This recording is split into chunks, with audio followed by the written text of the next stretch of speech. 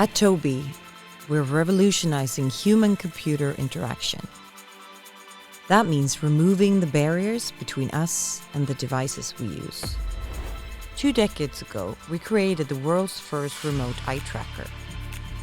Today, we're building a technological future in which all devices understand and respond to how people naturally behave.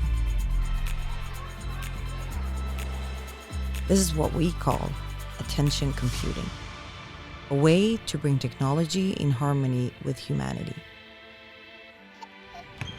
But attention computing doesn't just get the best out of technology, it gets the best out of us. From virtual reality to industrial training, from scientific research to sport.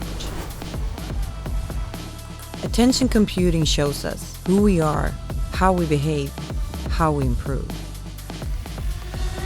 Revolutionizing technology, reimagining behavior. What could attention computing mean for you?